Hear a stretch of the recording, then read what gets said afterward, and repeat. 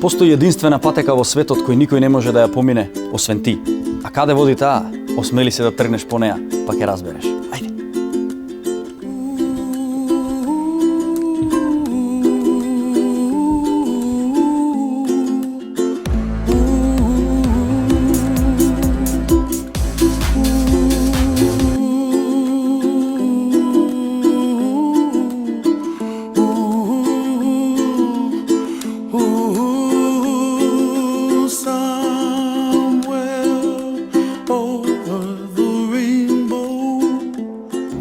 Секогаш на моите познаници, пријатели, непријатели и непознаници знам да ја кажам Carpe Diem. Тоа е една мисла која што мене ме води во животот, а мојот денешен соговорник, пријател и гостин знае да ја живее таа мисла до сам крај. Сашо Димовски, како си ми? Добар ден, Жере.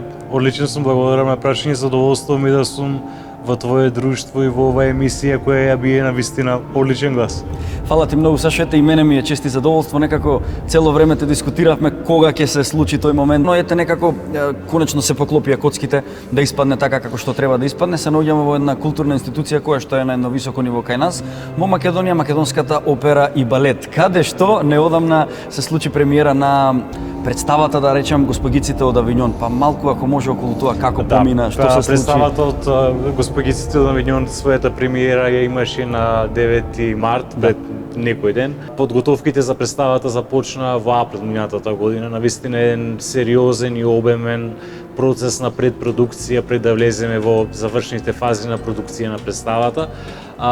Либретото и драматургијата на представата ги подпишувам јас. На моје огромно задоволство композитор на ова балетско дело е Калиопи, хореографијата е на Олга Панго, мултимедијата за представата е на Емил Петров, а сценографските елементи се на Валентин Светозарев, додека конотациите во балетот од она што е изворник, односно сликата на Пабло Пикасо, Госпогиците од Авињон, за потребите на оваа представа се оттелотворени преку балетското мајсторство на исклучителни балерини.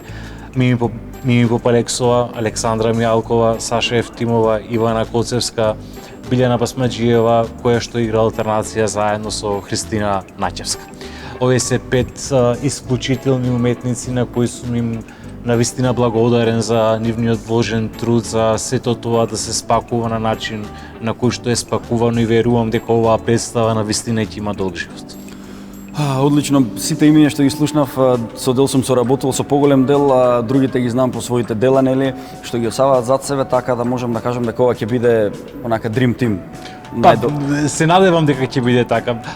Самиот процес на подготовката на оваа представа беше нестандарден, бидејќи тргнавме прво од нешто што е драмски текст. Драмски текст во балет нема никаква функција. Да. Целта беше претходно да се преработи, да се транскрибира тој текст во балетско либрето и понатаму Калиопи и Олга Панго ја направија својата магија, балерините ја изведоа на сцената.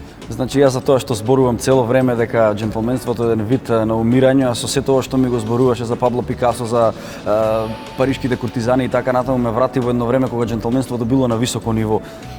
Сите што се чувствуваат џентлмени, сакаат да бидат џентлмени, може да повелат тука и да изгледаат таа представа и навистина да се вратат во едно прекрасно време кое што за жал веќе го немаме, но еве ние, јас со моите гости пробувам да го вратам тоа ниво, да ги отворам тие очи на заспаните џентлмени што ги има кај нас. И да не филозофираме повеќе, се свативме. Сашо, кога би можел да се вратиш неколку години поназад или да се проектираш неколку години понапред, што би кажал, кој е Сашо? Можам за себе да кажам дека ја имам таа среќа на кое што ми е љубов да ми биде професија. И кога човек има една таква стартна позиција, не стартна, стекната позиција во животот, мислам дека завршил голем дел од она кое што му биле лични цели, амбиции, намери, на крајот од денот и соништа. Сметам дека доколку човек навистина верува во себе си и ги има освестено сите своји позитивни и еднакво и негативни нешта, ќе стигне онаму каде што тргнал. А најважното е да се изоди тој пат, бидејќи сите нешта кои ги среќаваме на тие патишта не носат до таа конечница. Често се кажува кога се качуваш нагоре, не ги забораве луѓето што ќе ги сретнеш кога ќе се симнуваш Токму надоле. така, Да, тоа е тоа. токму така. Имаш импозантна кариера позади себе, иако релативно млад. Што е она што мислам ми даде одговор во претходното прашање, но ете пак малце за да се биде успешен во работата. Што е она што те движи, кој е двигателот, мотивацијата? Јас сум по природа исклучително љубопитен човек. И сметам дека таа моја вродена љубопитност придонесе во голема мера за да го трасирам патот во мојата кариера на ваков начин. Но тоа секако не е само таа љубопитност. За секој еден успех, па и за овој мој успех, стои пред се многу работа и голема посветеност кон таа работа. Нашата работа, како што знаеш, не е нешто кое што завршува со самата премиера. Тоа тогаш почнува. Да. И од тој момент натаму го имаме правото да работиме и понатаму на представите, да ги развиваме, да ги досозреваме. Јас сакам театарските представи конкретно секогаш да ги доживувам како отворени дела, кои понатаму можат да раснат и да добиваат нови вредности во себе си. Па тоа е тоа кога ќе ме прашаат како не ти се смачила една представа што играш да речеме 6-7 години. Па тоа е магијата помеѓу сега и овде. Така цело е. време жива материја. Така Темата е. е таа, но цело време може нешто да искрсне ново. Така Еден наш колега мој твој, ке зборувам како писатели, кој што има напишано големата книга Мојот пат или Мај камп, знае да каже дека за да го уништиш еден народ доволно е да го убиеш неговото образование или неговата култура. Што мислиш за ова? Јас со тој наш колега се согласувам во потполност, конкретно со заставот за кој моментално зборуваме. Ако еден народ сака човек да го уништи, да престане да постои, доволно е да му го одземе знаењето, односно да му го одземе образованието, да му го одземе системот на едукација, бидејќи образованието е едно, едукацијата е друго, да не ги мешаме поимите. Мислам дека сме зрели за радикални реформи во сето она кое што го поимаме како систем на образование, а тоа се рефлектира понатаму и на сите сегменти од нашиот живот. Се почнува од образованието. Ако таму се направат тие крупни грешки, а се направени, сведоци сме ги живееме, знаеме во какво окружување живееме, сето друго можеме слободно да го пуштиме по Вардар, па можеби во Солун ќе излезе. Дефинитивно да, се согласувам со сите овие ставови. Пак ќе кажам низ призмата на џентлменството, да, ни фалат едни џентлменски реформи, едно џентлменско образование, каде што малку поинаку ќе се гледаат сите работи, за понатаму многу поинаку да се одразат врз идните генерации. Што за Сашо представува поимот џентлмен? Како Сашо го доживува тоа? Го доживувам како битие кое е свесно за себе си и за своите слабости. Бидејќи човек кога е свесен за своите слабости, истите може да ги коригира и од тоа да излезе како подобар човек.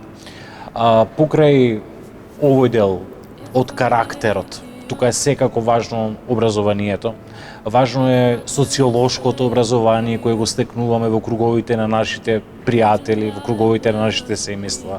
Книгите се од исклучително важен, одењето во театар, конзумирањето уметност, градењето личен автентичен стил, манирите, домашното воспитување и ред други сродни именки нови. Сметаш ли дека кај нас тука имаме џентлмени по Македонија? Сметам дека имаме тука џентлмени. Меѓутоа, сметам дека треба да поработиме многу со младите луѓе, бидејќи да треба навремено да ги подготвиме, односно да ги градиме за она што треба да биде еден зрел џентлмен на наши години. А сметаш ли дека, порано додека растевме, имаше некако многу повеќе господа, луѓе кои што ги имаа некако манирите, но со тек на времето и кај таквите луѓе, што се сега во поодминати години, се загубиле тие вредности? Мислам дека човек кога ќе стекне таква вредност не може да ја изгуби. Мислам дека луѓето ја го сватиле контекстот и просто ретерираат. Така, да. Мислам дека станува збор за едно ретерирање, а далеко од тоа дека луѓето кои се господа по ков можат тоа некогаш да го изгубат. Да, со негувањето на вистинските вредности, ретко дека можеш тоа да го изгубиш. Така е. Што мислиш, тоест, што за тебе представуваат вистинските вредности?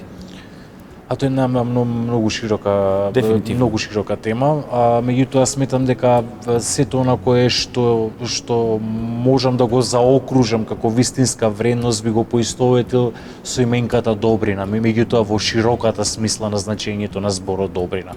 Почнувајќи, ќе се вратам повторно, тоа добро домашно воспитување, па до чинењето добро во светот и со светот во кој живееме и раснењето со добрина. А добрината е раѓа убавината сама по себе. Секогаш. Да.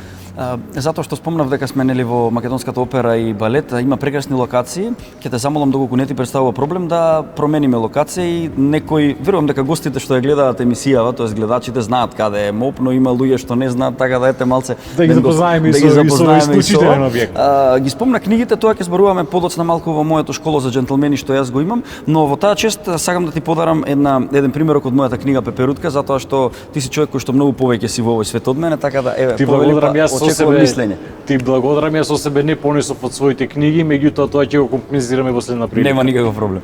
Супер. Со задоволство.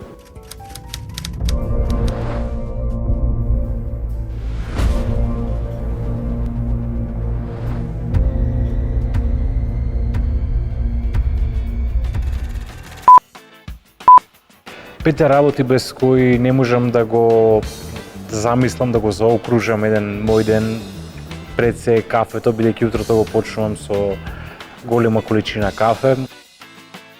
Не можам да го замислам мојот ден, ани мојот живот без моите пријатели. Тие ми се едни од главните двигатели, мотиватори во мојот живот, како и моето семејство. Зависник сум од чоколадо, јадам голема количина чоколадо секој ден. Пијам голема количина вода, исто така сум зависник од вода, не пијам алкохол веќе неколку години, тоа го компензирам со вода во најголема мера. И не можам без Луси. Луси е мојата мачка, сите писатели имаме по една мачка, мојата се вика Луси и таа ми е компањон во пишувањето. И како што по обичај бива тоа што го ветувам, јас и го остварувам. Се наоѓаме во Македонската опера и балет, каде што сменивме локација со мојот многу драг соговорник, колега и пријател Сашо Димовски. Сашо, еве повторно ќе ти кажам здраво, добар ден. Одлично изгледаш, морам да те пофалам. Ти благодарам. Така да, ќе го продолжиме муабетот, застанавме некаде кај книгите. Книгите се нешто кое што навистина очајно му требаат на овој свет. Уствари, всушност, не уствари, се извинувам, всушност му требаат луѓе да ги читаат тие книги. Треба очи и треба мозок да ги впива тие книги и душа се разбира. Кога сме кај книгите, не можам да не спомнам за јазиците. Значи, јазиците се едно богатство за човекот. Колку повеќе ги знае, толку е побогат, така барем велат луѓето, а ти си многу богат кога станува збор на тоа поле, зборуваш најмалку 4 јазици. Дали се сложуваш со мене дека јазиците се богатство за еден човек? Па би ги цитирале латините. Латините биле паметни луѓе, имаме докази, ако не друго, во материјални, како се викаат, археолошки итеми кои ни го докажуваат тоа. Латините рекле quod lingua scales tot homines vales, онолку колку што јазици познаваш, толку луѓе и вредиш. И секако дека се согласувам. Добро е кога на соговорник ќе му пристапиш на јазик кој го разбира и кој негов. Апсолутно. Тоа е една од најголемите џентлменски одлики, да со соговорникот зборуваш на неговиот мајчин јазик. Не сум го знаел, меѓутоа сигурно е така. Да, во тие некои си џентлменски прирачници што се пишувани од времето, ако можам да ги наречам прирачници, некои собирања и мисли и така натаму. Колку јазици зборуваш и кои јазици ги зборуваш? Зборувам англиски јазик, зборувам француски јазик, зборувам и познавам шпански јазик и ова екс-југословенски, српско-хрватски, не знам, босанско-црногорски. Босанско-црногорски како сакате, меѓутоа без се разбира без никаква навреда кон ниедна од споменатите држави. Тој јазик на таа бивша поранешна федерација во која што и ние бевме дел. Одлично. Je suis tout à fait à votre disposition. Anytime. Nous pouvons parler français sans le problème. Кога сакаш, секогаш, во секое време, за да не тетлуваме, мораме да се вратиме на нашиот мајчин јазик. Јазиците се дефинитивно негување на една добра навика. Колку сметаш дека негувањето на добрите навики е клучно за градењето на кариерата?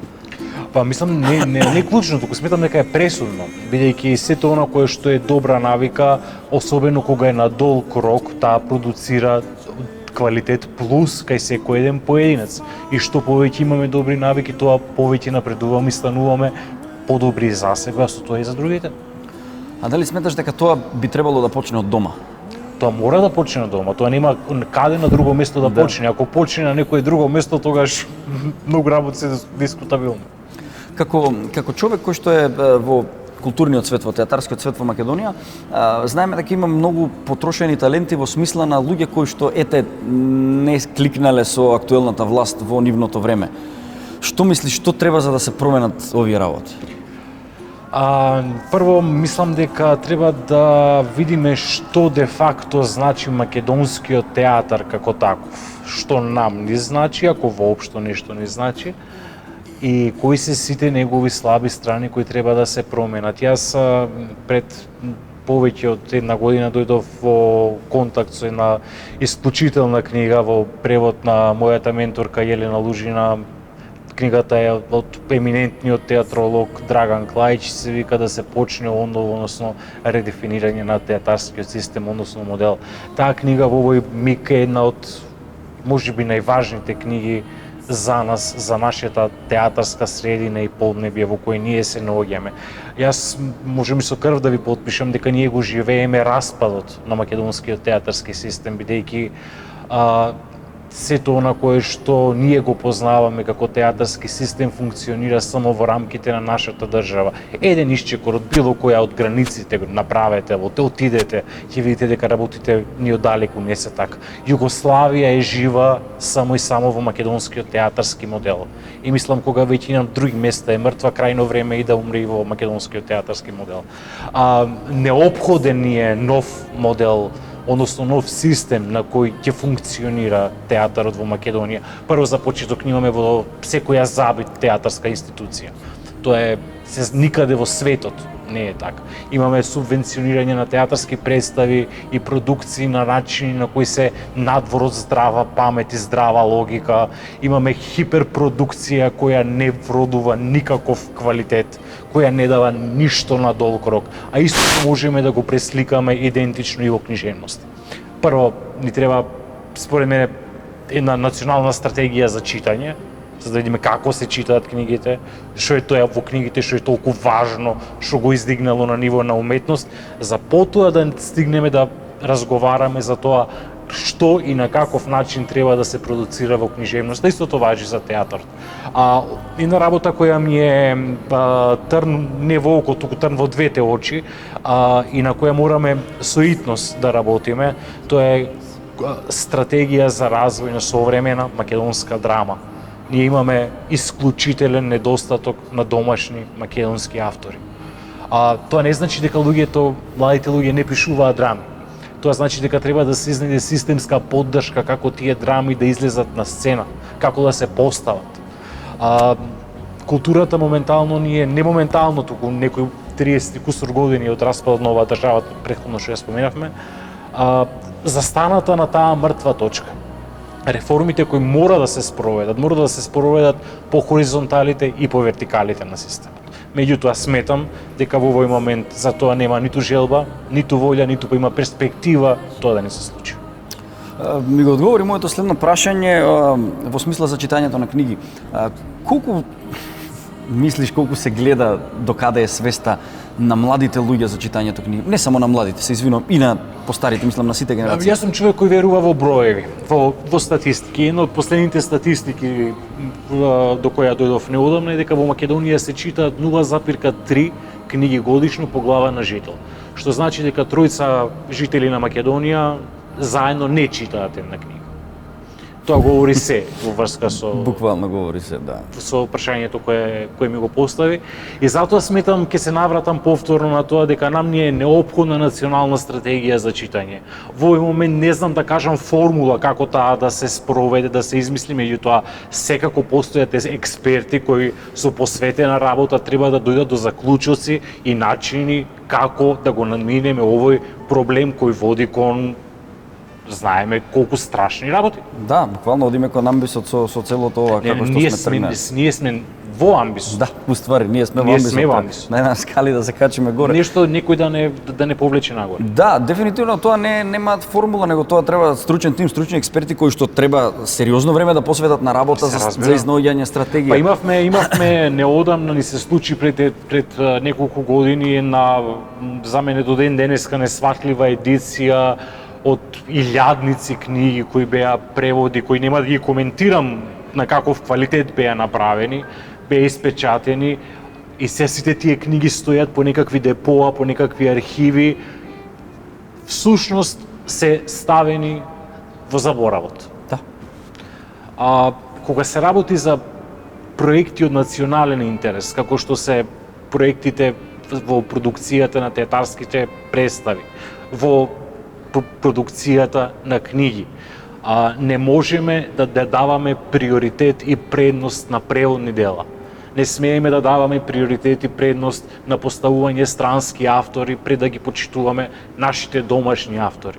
Во никогаш нема да изградиме силна национална свест без инвестиција во националните добра и квалитети.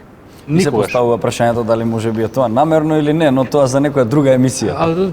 Ќе ни треба неколку емисии за тоа. Баш така, сакам да кажам. Значи, според моето тврдење дека џентлменството е нели вид на изумирање, повторно ќе повторам, знаеме дека читањето книги е една џентлменска одлика. А кај нас се читат 0,03 по глава на жител, така ми рече. 0,3 книги годишно по глава на жител. По глава на жител, така да за кои џентлмени зборуваме, но ова зборувам за глобално, секако дека има поединци.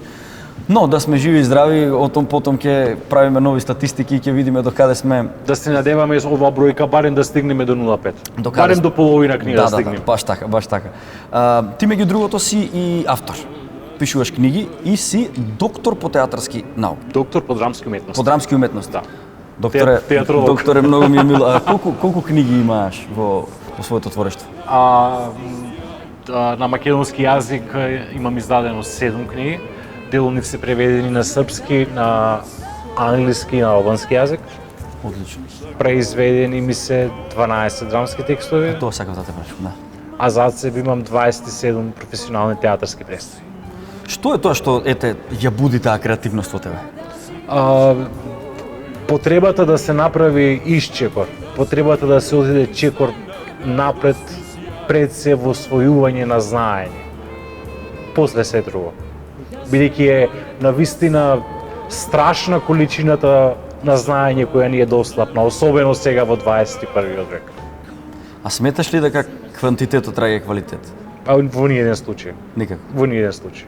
Се сложуваме, по тоа прашање се сложуваме, ми беше битен твојот став. А квантитетот е нешто што се брои, а квалитетот е нешто што се оценува. Да. И што се вреднува. И што се вреднува, така.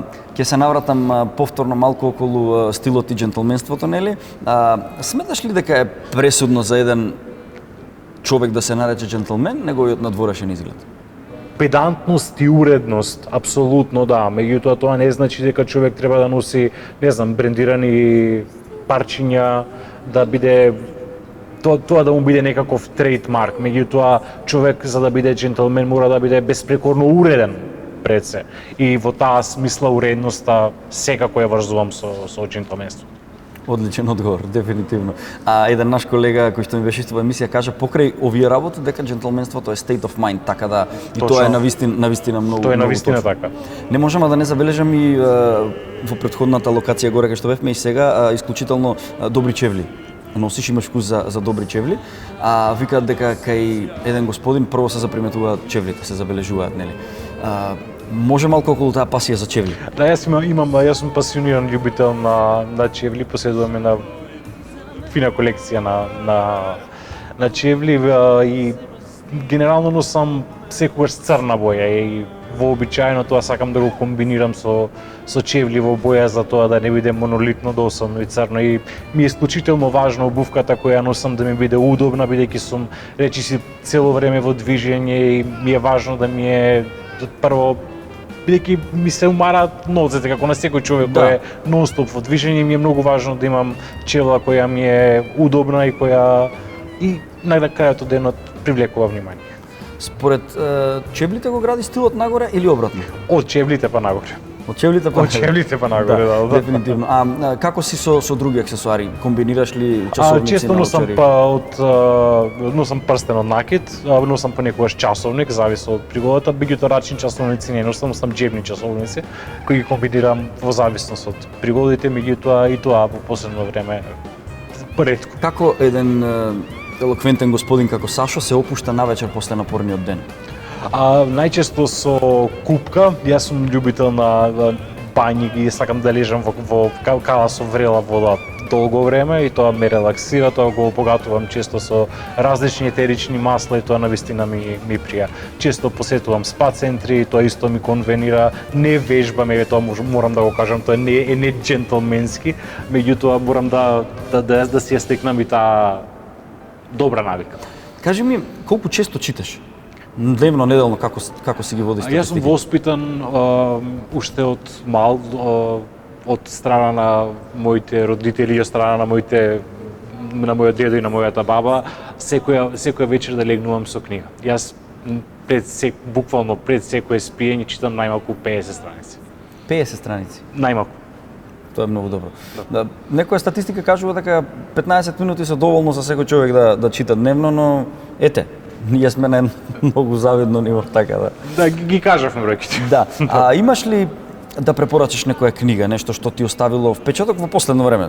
Имаш опусна книги, знам дека многу. Во последно време некоја книга која што вака да речеме ми промени некои начини во погледот на светот, е книга која што пред се многу актуелна во контекстот во кој сме во пандемијата, и тоа е книга која на секој читател му ја препорачувам. Тоа е Беснило од Борислав Пекич, еден најверојатно најголемиот српски автор на сите времиња. Ја препорачувам топло, не само Беснило, туку сите книги на Пекич. И за крај ќе те замолам, имаш ли некоја мисла, некоја максима, некој двигател што си го слушнал од татко, од дедо, што ти останало да те движи во животот и понатаму и би сакал можеби да го препорачаш на младите, или доколку немаш нешто такво, што Сашо би им препорачал на младите идни генерации? Секогаш човек во джебот има едно не. Ти благодарам многу. Навистина ми е мило што си го направивме овој муавет. Задоволството и мое. Ќе си го продолжиме неформално и така се гледаме на следната изведба на госпогиците од Авињон. Ти благодарам, Желе, за поканата и за исклучително пријатниот разговор. Ми беше задоволство да разговарам со тебе на овие теми, да повелите сега следно во објектот на Велешкиот театар, Дефинитивно. каде што треба да поразговараме и за некои други работи. Со задоволство. Ти Ти благодарам. благодарам и тебе. Toutes mes larmes ont été épuisées.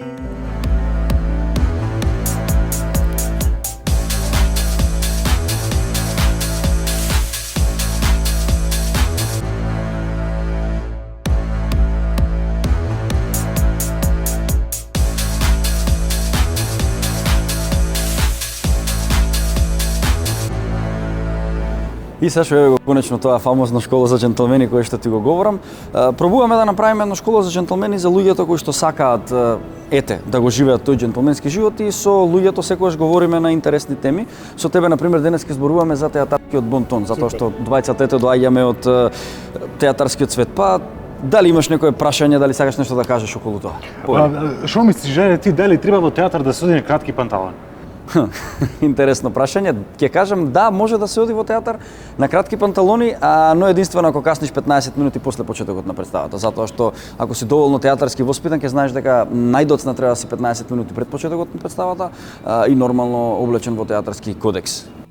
Изгледа може слободно да се провери. Така да ќе те прашам околу, мислам тоа е мојот одговор. А јас тебе сакам да те прашам, еве што се случува во Велешкиот театар конкретно, дали луѓето се научени да доаѓаат најдоцна 15 минути пред почетокот? Оно кое што е најважната работа во врска со Велешкиот театар е неговата публика. Ако во некој град, ако во Македонија има традиција за гледање театари, ако некаде постои поистоветување на публиката со театарот, тоа е во Вес. Во Велешкиот театар е познат по тоа што речиси секоја изведба на представата, да представите се комплетно распродадени, што говори за една исклучително сериозна градска култура за гледање театар и за посетување во театар. Велешани се идентификуваат со својот театар и тоа ми е мене фасцинантно навистина. Секој град си има одредена театарска публика, но ги има и оние кои што одат во театар заради не знам кои причини, а не ги почитуваат нели тие основни театарски кодекси, како на пример звонењето на телефон во театар. На пример, да. Не знам, пред секој почеток на представата, години наназад се пушта нели глас од одреден актер во самиот театар кој што кажува ве молиме да ги изгасите вашите телефони за време на представата и упорно звонат. И упорно се звонат. И при тоа можеме многу често да забележиме дека публиката знае со себе да донесе и некаква храна, некаков пијалок што секако не е недозволиво во театарскиот салон. Со шушкање, со сончоглед. Апсолутно, тоа се некои работи кон кои мораме да повнимаваме и мислам дека е срамота да ставаме етикети од тој тип, не влегувајте во театар со храна и луѓето треба да бидат свесни малку кога веќе се во институција од таков тип како треба да се однесува. Јас сакам само уште еднаш да се заблагодарам за одвоеното време и за задоволството да го имаме овој разговор. Јас се надевам дека овие следби ќе ни станат почести и следно да ни повелите во објектот на Велешкиот театар, да имаме уште следен разговор на лице место. Ти благодарам многу и ти што одвои време. Ќе се поздравиме уште еднаш, навистина ми е чест. И да мене. си жив и здрав.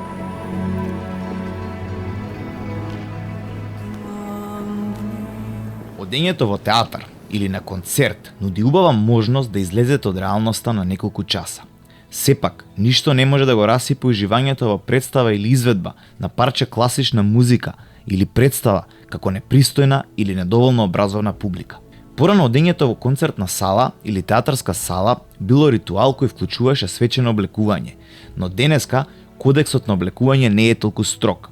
На помладата публика ќе и се прогледа низ прсти, ако дојде пристојно облечена, дури и во фармерки. Сепак, и денеска публиката доаѓа во специјално одбрани тоалети за премиери и гала концерти. Без разлика дали одите во театар или на концерт, препорачливо е да пристигнете најмалку половина час пред почетокот. Ако доцните, немате право да се жалите, ако не ви дозвола да влезете во салата, иако имате билет. Непристојно е да се влезе по почетокот на представата или концертот, бидејќи ја вознемирува и публиката и уметниците на сцената. Најдобро е да ја почекате првата пауза. Кога пристигнувате на вакви културни настани, избегнувајте да користите силен парфем, како што може да ги вознемири луѓето околу вас. Ако имате кивавица или пак кашлица, останете дома. Кашлањето или кивањето не може да се запре и покрај вашата најдобра волја, а тоа сигурно ќе им пречи на остатокот од публиката. Други непредвидени звуци се мешаат во уживањето во концертот или представата. Затоа, не носете храна со себе, особено не бомбони во шушкави обвивки, и исклучете ги мобилните телефони пред да влезете во салата. Од истите причини, воздржате се од чепотење и гласно коментирање на настаните на сцената, како и од одирање со ногата на подот или пеење на една од популарните мелодии на класичната музика. Аплаузот е најголемата награда што публиката може да ја додели на изведувачите, но има и одредени манири.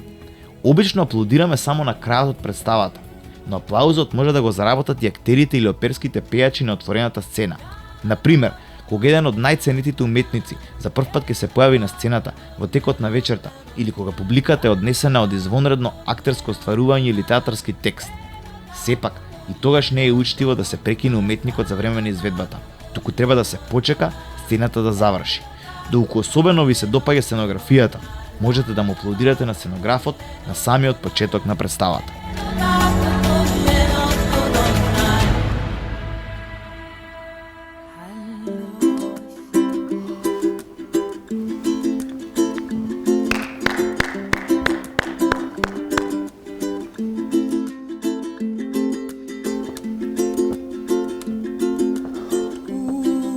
Никој не може да ти направи мост по кој само ти ќе ја поминеш реката на животот. Фридрих Ниче. Ова се зборови по кои што сите ние треба да се водиме.